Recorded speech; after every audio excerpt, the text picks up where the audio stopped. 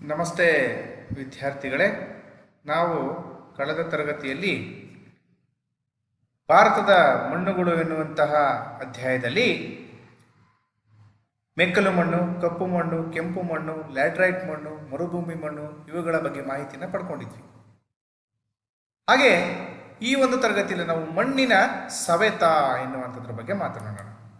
ಏನಿದು ಫಸ್ಟ್ ಮಣ್ಣಿನ ಸವೆತ ಅಂದರೆ ಏನು ಅನ್ನುವಂಥದ್ದನ್ನು ಅರ್ಥ ಮಾಡ್ಕೋಬೇಕು. ಇದನ್ನು 1 ಮಾರ್ಕ್ಸ್ ಕೇಳ್ತಾರೆ, ಇಂಪಾರ್ಟೆಂಟ್. ಮಣ್ಣಿನ ಸ್ತರದ ಮೇಲ್ಭಾಗವು ನೈಸರ್ಗಿಕ ಕೃತ್ಯಗಳಿಂದ ಕೊಚ್ಚಿ ಹೋಗುವುದನ್ನು ಮಣ್ಣಿನ ಸವೆತ ಅಂತೇಳಿ ಕರಿತೇವೆ. ನೈಸರ್ಗಿಕ ಕೃತ್ಯಗಳು ಅಂತಂದರೆ ಭೂಕಂಪ, ಪ್ರವಾಹಗಳು, ಆಮೇಲೆ ಅತಿಯಾದಂಥ ಮಳೆ, ಬಿರುಗಾಳಿ, ಈ ಥರದ ನಾನಾ ಕಾರಣ ನೈಸರ್ಗಿಕ ಕೃತ್ಯಗಳಿಂದ ಮಣ್ಣಿನ ಮೇಲ್ಪದರ ಕೊಚ್ಚೋಗುವಂಥದ್ದು. ಮಣ್ಣಿನ ಮೇಲ್ಪದರವೇ ನಮಗೆ ಉತ್ಕೃಷ್ಟವಾಗಿರುವಂಥದ್ದು, ಕ್ವಾಲಿಟಿ ಇರ್ತಕ್ಕಂಥದ್ದು. ಸೊ ಆ ಮಣ್ಣಿನ ಮೇಲ್ಪದರವೇ ಕೊಚ್ಚಿ ಹೋದಾಗ ಆ ಫಲವತ್ತತೆ ಏನಾಗುತ್ತೆ, ಕಡಿಮೆ ಆಗ್ತದೆ ಅನ್ನುವಂಥದ್ದು ಕೂಡ. ಇಂತಹ ಈ ಮಣ್ಣಿನ ಮೇಲ್ಪದರ ಕೊಚ್ಚಿ ಹೋಗುವಂಥದ್ದನ್ನು, ನೈಸರ್ಗಿಕ ಕೃತ್ಯಗಳಿಂದ ಕೊಚ್ಚಿ ಹೋಗುವುದನ್ನು ಸವೆತ ಅಂತೇಳಿ ಕರಿತೇವೆ. 1 ಮಾರ್ಕ್ಸ್ ಕೇಳ್ತಾರೆ. ಸೊ ಉದಾಹರಣೆಗೆ ನೋಡಿ, ನದಿ, ಹಿಮನದಿ, ಮಾರುತ, ಸಮುದ್ರದ ಅಲೆಗಳು ಮೊದಲಾದವುಗಳು ಫಲವತ್ತಾದ ಮಣ್ಣಿನ ಮೇಲ್ಪದರವನ್ನು ಸವೆಸುವಂಥ ಕೆಲಸವನ್ನು ಮಾಡ್ತವೆ. ಇದರಿಂದ ಫಲವತ್ತತೆಯು ಕೂಡ ಏನಾಗುತ್ತೆ, ಕುಗ್ಗಿ ಹೋಗುತ್ತೆ. ನೋಡಿ ಇದು ರಭಸವಾಗಿ ಇಲ್ಲಿನ ಒಂದು ಹಿಮನದಿ ಹರಿಯುವಂಥದ್ದು, ಇಲ್ಲಿ ನದಿಗಳು, ಆಮೇಲೆ ಸುಂಟರಗಾಳಿ, ಸಮುದ್ರದ ಅಲೆಗಳು, ಇವು ನಾನಾ ಕಾರಣಗಳಿಂದ ಏನಾಗ್ತವೆ, ಮಣ್ಣಿನ ಸವೆತ ಉಂಟಾಗಿ ಫಲವತ್ತತೆಯು ಕೂಡ ಕಡಿಮೆ ಆಗುತ್ತೆ. ಈ ಮಣ್ಣಿನ ಸವೆತಕ್ಕೆ ಏನು ಕಾರಣಗಳು ಎನ್ನುವಂಥದ್ದನ್ನು ಒಂದೊಂದಾಗಿ ನೋಡ್ತಾ ಹೋಗೋಣ. ಮೊದಲನೇದು ಅರಣ್ಯನಾಶ. ಅತಿಯಾಗಿ ಅರಣ್ಯನಾಶ ಮಾಡೋದ್ರಿಂದಾಗಿಯೂ ಕೂಡ ಮಣ್ಣಿನ ಸವೆತ ಉಂಟಾಗಿ ಫಲವತ್ತತೆ ಕಡಿಮೆ ಆಗುತ್ತೆ. ಯಾಕೆಂದರೆ ಅರಣ್ಯಗಳು ಹೆಚ್ಚಾಗಿದ್ದರೆ ಮಣ್ಣನ್ನು ಬಿಗಿಯಾಗಿ ಬಡ್ಡೆಯಲ್ಲಿ ಹಿಡಿದಿಟ್ಕೊಳ್ಳುತ್ತೆ, ಮಣ್ಣನ್ನು ಕೊಚ್ಚಿ ಹೋಗೋದಕ್ಕೆ ಬಿಡೋದಿಲ್ಲ. ಆದರೆ ಅರಣ್ಯನಾಶವನ್ನು ಮಾಡ್ತಾ ಇದ್ದಾಗೆ ಅಲ್ಲಿನ ಭಾಗ ಸಂಪೂರ್ಣವಾಗಿ ಏನಾಗುತ್ತೆ, ವಿಶಾಲವಾಗೋದ್ರಿಂದ ನದಿಗಳು ನೇರವಾಗಿ ಹರಿದೋಗ್ಲಿಕ್ಕೆ ಈಸಿಯಾಗಿ, ಅಡೆತಡೆಗಳಿಲ್ಲದೆ ಈಸಿಯಾಗಿ ಹರ್ಕೊಂಡು ಹೋಗ್ಲಿಕ್ಕೆ ಆ ಮಣ್ಣನ್ನು ಸವೆಸೋದಕ್ಕೆ ಕಾರಣ ಆಗ್ಬಿಡುತ್ತೆ ಅನ್ನೋದು. ಹಾಗಾಗಿ ಅತಿಯಾದ ಅರಣ್ಯ ನಾಶವನ್ನು ಕೂಡ ಮಾಡೋದು ಕೂಡ ಒಂದು ಸವೆತಕ್ಕೆ ಕಾರಣ ಆಗುತ್ತೆ. ಅತಿಯಾಗಿ ಮೇಯಿಸೋದು, ನೋಡಿ, ಅತಿಯಾಗಿ ಮೇಯಿಸೋದ್ರಿಂದನೂ ಕೂಡ ಈ ನಮಗೆ ಮಣ್ಣಿನ ಸವೆತ ಉಂಟಾಗುತ್ತೆ. ಯಾಕೆಂದರೆ ಹುಲ್ಲು ಇರೋ ಕಡೆ ಮಣ್ಣನ್ನು ಬಿಗಿಯಾಗಿ ಹಿಡಿದಿಟ್ಕೊಳ್ಳುತ್ತೆ, ನೀರನ್ನು ಹರಿದೋಗೋದಕ್ಕೆ ಬಿಡೋದಿಲ್ಲ. ಆದರೆ ಈ ಹುಲ್ಲನ್ನು ಪ್ರಾಣಿಗಳು ಹುಲ್ಲನ್ನು ಮೇಯೋದ್ರಿಂದಾಗಿ ಆ ಹುಲ್ಲಿನ ಜೊತೆಗೆ ಮಣ್ಣು ಮೇಲ್ಗಡೆ ಬರುತ್ತೆ, ಲೂಸ್ ಆಗುತ್ತೆ. ಹಾಗಾಗಿ ನೀರು ಬಂದಾಗ ಅದು ಕೊಚ್ಕೊಂಡು ಹೋಗ್ಲಿಕ್ಕೆ ಕಾರಣ ಆಗ್ಬಿಡುತ್ತೆ. ಹಾಗಾಗಿ ಇದು ಒಂದು ಕೂಡ ಕಾರಣ ಆಗಿ ನಮಗೆ ಕಂಡು ಬರುತ್ತೆ. ಮೂರನೇದು ವರ್ಗಾವಣೆ ಬೇಸಾಯ ಪದ್ಧತಿ. ಇಲ್ಲಿ ನೋಡ್ತಿದ್ರೆ ಚಿತ್ರದಲ್ಲಿ ನೋಡಿ, ಇಲ್ಲೊಂದು ಎಲ್ಲ ಒಂದು ಕಡೆಯಿಂದ ಒಂದು ಕಡೆ ಹೋಗಿ ವ್ಯವಸಾಯ ಮಾಡ್ಕೊಂಡು ಜೀವನ ಮಾಡೋದಿದೆಯಲ್ಲ, ಅದು ವರ್ಗಾವಣೆ ಬೇಸಾಯ ಪದ್ಧತಿ ಅಂತೀವಿ. ಈಗ ನೋಡಿ, ಇಲ್ಲೆಲ್ಲ ಒಂದು ಕಡೆ ಬರ್ತಾರೆ, ಕಾಡನ್ನು ಕಡಿತಾರೆ, ಒಂದು ವರ್ಷಗಟ್ಟಲೆ ಇಲ್ಲಿ ವ್ಯವಸಾಯ ಮಾಡ್ತಾರೆ, ಫಲವತ್ತತೆ ಕಡಿಮೆ ಆದ ತಕ್ಷಣ ಇನ್ನೊಂದು ಕಡೆ ಹೋಗೋದು, ಅಲ್ಲೊಂದು ಇಷ್ಟು ಮಾಡೋದು, ಮತ್ತೆ ಅಲ್ಲೊಂದು ವರ್ಷ ಒಂದು ಸ್ವಲ್ಪ ದಿವಸ, ಒಂದು ವರ್ಷಗಟ್ಟಲೆ ಅಲ್ಲಿ ವ್ಯವಸಾಯ ಮಾಡೋದು, ಅಲ್ಲಿ ಕ್ವಾಲಿಟಿ ಕಡಿಮೆ ಆದ ತಕ್ಷಣ ಇನ್ನೊಂದು ಕಡೆ ಹೋಗೋದು. ಈಗ ಮಾಡ್ತಾ ಹೋದಾಗ ಈ ಭೂಮಿ ಏನಾಗುತ್ತೆ, ವಿಶಾಲವಾಗಿಬಿಡುತ್ತೆ. ಹಂಗಾಗಿ ಅಂಥ ಸಂದರ್ಭದಲ್ಲಿ ಈ ನದಿ ನೀರುಗಳು, ನೀರು ಎಲ್ಲವೂ ಕೂಡ ಈಸಿಯಾಗಿ ಹರಿದಾಡಲಿಕ್ಕೆ, ಆ ಮಣ್ಣಿನ ಮೇಲ್ಭಾಗ ಕೊಚ್ಚಿ ಹೋಗ್ಲಿಕ್ಕೆ ಕಾರಣ ಆಗಿಬಿಡುತ್ತೆ. ಇದೊಂದು ಕೂಡ ಮುಖ್ಯ ಕಾರಣವಾಗಿ ನಮಗೆ ಸವೆತಕ್ಕೆ ಮುಖ್ಯ ಕಾರಣ ಆಗುತ್ತೆ. ಅವೈಜ್ಞಾನಿಕ ಬೇಸಾಯ ಪದ್ಧತಿ. ಇಲ್ಲಿ ನೋಡ್ತಾ ಇದ್ದೀರಿ ಚಿತ್ರದಲ್ಲಿ, ಭೂಮಿ ಇಳಿಜಾರಿಯಾಗಿದ್ದಾಗ ನಾವು ಅಡ್ಡಲಾಗಿ ಉಳುಮೆಯನ್ನು ಮಾಡಿದ್ರೆ ನೀರಿನ ಕೊಚ್ಚಿ ಹೋಗುವಂಥ ಪ್ರಮಾಣ, ಈ ಮಣ್ಣಿನ ಕೊಚ್ಚಿ ಹೋಗುವಂಥದ್ದು ಕಡಿಮೆ ಆಗುತ್ತೆ. ಆದರೆ ನೋಡಿ, ಇಳಿಜಾರಿಗೆ ನಾವು ಉದ್ದಲಾಗಿ ಈ ರೀತಿ ವ್ಯವಸಾಯ ಮಾಡಿದಾಗ ನೀರು ಹರ್ಕೊಂಡು ಹೋಗ್ಲಿಕ್ಕೆ ನಾವೇ ದಾರಿ ಮಾಡಿಕೊಟ್ಟಂಗೆ ಆಗುತ್ತೆ, ಹೌದಲ್ಲ? ಹಾಗಾಗಿ ಈಸಿಯಾಗಿ ಮಣ್ಣು ಏನಾಗುತ್ತೆ, ಕೊಚ್ಚಿ ಹೋಗ್ಬಿಡುತ್ತೆ. ಇದು ಒಂದು ಕೂಡ ಅವೈಜ್ಞಾನಿಕ ಬೇಸಾಯ ಪದ್ಧತಿ ಮುಖ್ಯ ಕಾರಣ ಆಗುತ್ತೆ. ಇಟ್ಟಿಗೆ, ಹಂಚು ಮೊದಲಾದವುಗಳ ತಯಾರಿಕೆ. ನೋಡಿ, ಇವತ್ತು ಇಟ್ಟಿಗೆ ಹಂಚುಗಳನ್ನು ನಾವು ಮನೆ ಕಟ್ಟಲಿಕ್ಕೆ ಬೇಕಾದಷ್ಟು ಬಳಸ್ತೀವಿ. ಆ ಇಟ್ಟಿಗೆ ಮತ್ತು ಹಂಚನ್ನು ನಾವು ಅದನ್ನು ಪ್ರಾಡಕ್ಟನ್ನು ರಚನೆ ಮಾಡಲಿಕ್ಕೆ ನಾವು ಮಣ್ಣನ್ನು ಯಥೇಚ್ಛವಾಗಿ ಬಳಸ್ತಕ್ಕಂಥದ್ದು. ಹಾಗಾಗಿ ಮಣ್ಣನ್ನು ಮತ್ತೆ ಯಥೇಚ್ಛವಾಗಿ ಭೂಮಿಯಿಂದ ತೆಗಿತೀವಿ, ಆ ಭಾಗ ಲೂಸ್ ಆಗುತ್ತೆ, ಆ ಭಾಗದಲ್ಲೆಲ್ಲವೂ ಕೂಡ ಏನಾಗ್ಬಿಡುತ್ತೆ, ಮಣ್ಣಿನ ಮಳೆ ಗಿಳೆ ಬಂದಾಗ ಏನಾಗುತ್ತೆ, ಈಸಿಯಾಗಿ ಮಣ್ಣು ಕೊಚ್ಕೊಂಡು ಹೋಗ್ಬಿಡುತ್ತೆ. ಇದು ಒಂದು ಕಾರಣ. ಹೀಗೆ ಈ ಎಲ್ಲ ಅಂಶಗಳು ಕೂಡ ಮಣ್ಣಿನ ಸವೆತಕ್ಕೆ ಮುಖ್ಯ ಪ್ರಮುಖ ಕಾರಣಗಳಾಗಿ ನಮಗೆ ಕಂಡು ಬರ್ತವೆ ಎನ್ನುವಂಥದ್ದು ಕೂಡ. ಸೊ ಇಂತಹ ಈ ಮಣ್ಣಿನ ಸವೆತದಿಂದ ಅನೇಕ ಕೆಟ್ಟ ಪರಿಣಾಮಗಳು ಉಂಟಾಗುತ್ತೆ. ಏನೇನು ಪರಿಣಾಮಗಳಾಗುತ್ತೆ ಅನ್ನುವಂಥದ್ದು ನೋಡೋದಾದ್ರೆ, ಕೃಷಿಯ ಉತ್ಪಾದನಾ ಸಾಮರ್ಥ್ಯ ಕಡಿಮೆ ಆಗುತ್ತೆ. ಯಾಕೆಂದರೆ ಮಣ್ಣು ಕೊಚ್ಚೋಗೋದ್ರಿಂದ ಫಲವತ್ತತೆ ಕಡಿಮೆ ಆಗಿ ಬೆಳೆಯು ಕೂಡ ಏನಾಗುತ್ತೆ, ಇಳುವರಿ ಕಡಿಮೆ ಆಗುತ್ತೆ. ಪ್ರವಾಹ ಉಂಟಾಗುತ್ತೆ. ಯಾಕೆಂದರೆ ಭೂಮಿ ವಿಶಾಲ ಆಗೋದ್ರಿಂದ ಈಸಿಯಾಗಿ ನೀರು ಹರ್ಕೊಂಡು ಹೋಗಿ ಏನಾಗುತ್ತೆ, ಪ್ರವಾಹಗಳು ಯಥೇಚ್ಛವಾಗಿ ಜಾಸ್ತಿ ಆಗಲಿಕ್ಕೆ ಕಾರಣ ಆಗುತ್ತೆ. ನದಿಗಳ ಪಾತ್ರ ಬದಲಾವಣೆ ಆಗ್ತವೆ. ನೋಡಿದರೆ ಇಲ್ಲಿ ಭೂಮಿ ನಮ್ಮ ಮಣ್ಣನ್ನು ನಾವು ಯಥೇಚ್ಛವಾಗಿ ಒಂದೊಂದು ಕಡೆ ತೆಗಿತಾ ಹೋದಾಗೆ ಆ ಭಾಗ ಲೂಸ್ ಆಗಿಬಿಟ್ಟು ಏನಾಗುತ್ತೆ, ಆ ನದಿಗಳಿಗೆ ನಾವು ಹರಿಯಲಿಕ್ಕೆ ದಾರಿ ಮಾಡಿಕೊಟ್ಟಂಗೆ ಆಗ್ಬಿಡುತ್ತೆ. ಹಾಗಾಗಿ ಆ ಭಾಗಗಳು ಎಲ್ಲೆಲ್ಲ ಮಣ್ಣು ತೆಗೆದಿರ್ತಾರೆ. ಉದಾಹರಣೆ ನೋಡಿ, ಎಲ್ಲ ನೀರು ಹರಿತಿರ್ತದೆ, ಒಂದು ನೀರು ಹರಿಬೇಕಾದ್ರೆ ನೀವು ಸುಮ್ಮನೆ ದಾರಿ ಮಾಡಿಕೊಡಿ, ಅದು ಅಲ್ಲಾಶೆ ಹೋಗ್ಬಿಡುತ್ತೆ ನೀರು. ಹಾಗಾಗಿ ಆ ನದಿಗಳು ಪಾತ್ರ ಬದಲಾವಣೆ ಆಗಲಿಕ್ಕೆ ಇದು ಕಾರಣ ಆಗಿಬಿಡುತ್ತೆ, ಈ ಮಣ್ಣಿನ ಸವೆತವು ಅನ್ನುವಂಥದ್ದು ಕೂಡ.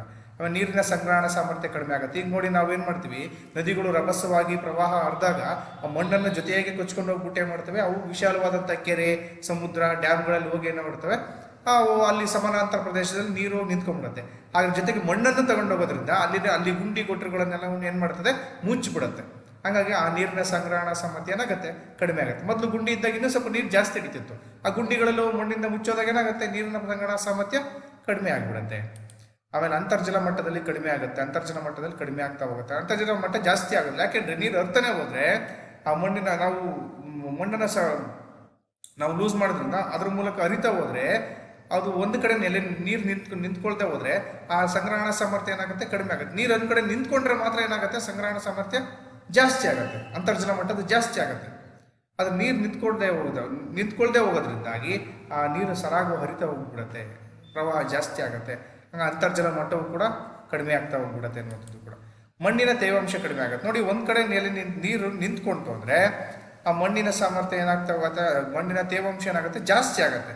ಆ ನೀರು ಸರಿಯಾಗಿ ಒಂದ್ ಕಡೆ ನಿಲ್ದಲೆ ಹರಿತಾನೆ ಹೋದ್ರೆ ಆ ಮಣ್ಣು ತೇವಾಂಶದಿಂದ ಇರಲಿಕ್ಕೆ ಆಗೋದಿಲ್ಲ. ಅದು ಹಂಗಾಗಿ ತೇವಾಂಶವು ಕೂಡ ಕಡಿಮೆ ಆಗಿಬಿಡುತ್ತೆ. ಸಸ್ಯವರ್ಗ ಒಣಗ್ತಾ ಹೋಗುತ್ತೆ. ನೋಡಿ, ಅಷ್ಟು ಸಸ್ಯಗಳಿಗೆ ನೀರು ಬೇಕು. ನೀರೇ ಸರಿಯಾಗಿ ನಿಲ್ದೇ ಹೋದ್ರೆ ಅವಾಗ ಏನಾಗುತ್ತೆ, ಆ ಭಾಗದ ಸಸ್ಯಗಳಿಗೆ ನೀರು ಸಿಗೋದಿಲ್ಲ, ಹಂಗಾಗಿ ಒಣಗ್ತಾ ಹೋಗ್ತವೆ.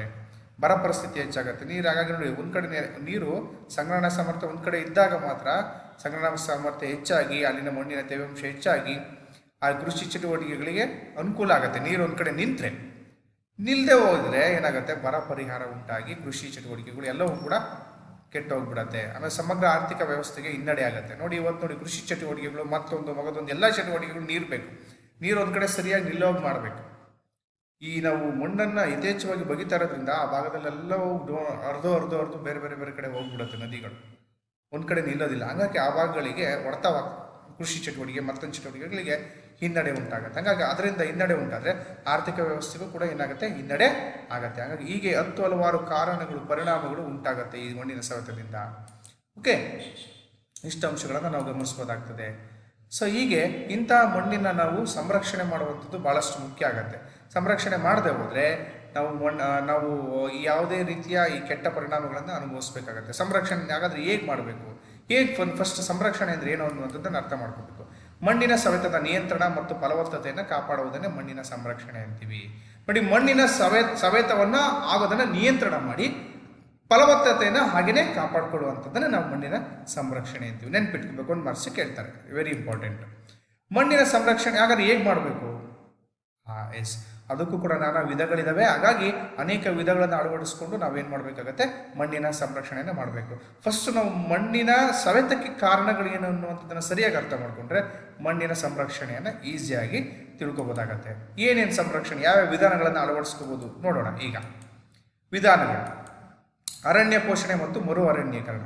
ನೋಡಿ, ಅರಣ್ಯವನ್ನ ನಾಶ ಆಗೋದನ್ನ ತಡೆಗಟ್ಟಬೇಕು. ಮತ್ತೆ ಇನ್ನೂ ಅರಣ್ಯಗಳನ್ನು ಯಥೇಚ್ಛವಾಗಿ ಬೆಳೆಸ್ತಾ ಹೋದ್ರೆ ನಾವು ಈ ಒಂದು ಮಣ್ಣಿನ ಸಂರಕ್ಷಣೆಯನ್ನು ಮಾಡ್ಬೋದು. ಅತಿಯಾಗಿ ಮೇಯಿಸುವುದನ್ನು ನಿಯಂತ್ರಿಸಬೇಕು. ಹಂಗಂತ ಪ್ರಾಣಿಗಳಿಗೆ ಹುಲ್ಲನ್ನು ನಾವು ಮೇಯಿಸೋದನ್ನೇ ಬಿಡಬೇಕು ಅಂತ ಹೇಳಲ್ಲ.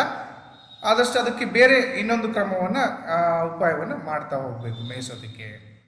ಈ ರೀತಿಯಾಗಿ ಎಷ್ಟು ಬೇಕು ಅಷ್ಟನ್ನು ಮೇಯಿಸುವಂಥದ್ದು. ಮತ್ತು ಬೇರೆ ಉಪಾಯಗಳನ್ನು ಕೂಡ ಅನುಸರಿಸಿದ್ರೆ ಸವೆತವನ್ನು ತಡೆಗಟ್ಟಬಹುದು. ಸಮೋನ್ನತಿ ಬೇಸಾಯ. ನೋಡಿ, ಭೂಮಿಯನ್ನು ನಾವು ಸಮವಾಗಿ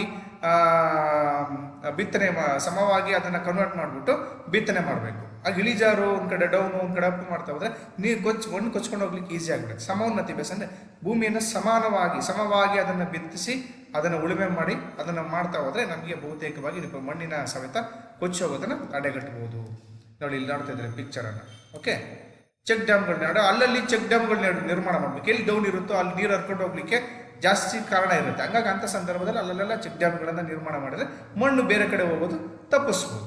ಆ ಮಣ್ಣನ್ನು ಅಲ್ಲೇ ಉಳಿಸ್ಕೋಬಹುದು. ನಾವು ಹೊರಗಡೆ ಹೋಗಿ ಬೇರೆ ಕಡೆ ಕೊಚ್ಚೋಗೋದನ್ನು ತಡೆಗಟ್ಟಬಹುದು. ಬದುಗಳ ನಿರ್ಮಾಣ, ಹೊಲಗಳಲ್ಲಿ ಅಲ್ಲಲ್ಲಿ ಬದುಗಳನ್ನು ನಿರ್ಮಾಣ ಮಾಡಬೇಕು. ನೋಡಿ, ನೀವು ಸುತ್ತಮುತ್ತ ನೋಡಿರ್ತೀರಿ, ನಿಮ್ಮ ಹೊಲಗಳಲ್ಲಿ ಬದುಗಳನ್ನು ಹಾಕ್ತಾರೆ. ಯಾಕೆ ಅಂದರೆ ಮಣ್ಣು ಬೇರೆ ಕಡೆ ಕೊಚ್ಚಿ ಹೋಗಬಾರ್ದು. ಆ ಕೊಚ್ಚು ಹೋಗದೆ ಇರೋಹಾಗೆ ಬದುಗಳನ್ನು ಅಲ್ಲಲ್ಲಿ ನಿರ್ಮಾಣ ಮಾಡಬೇಕು. ಎಲ್ಲಿ ಡೌನ್ ಇರುತ್ತೋ ಅದರಷ್ಟು ಅಲ್ಲಂತೂ ಬದುಗಳನ್ನು ನಿರ್ಮಾಣ ಮಾಡಿ, ಅದರ ಡ್ಯಾಮ್ಗಳ ನಿರ್ಮಾಣ ಮಾಡಿದ್ರೆ ಬಹುತೇಕವಾಗಿ ಮಣ್ಣಿನ ಸವೆತವನ್ನು ತಡೆಗಟ್ಟಬಹುದು.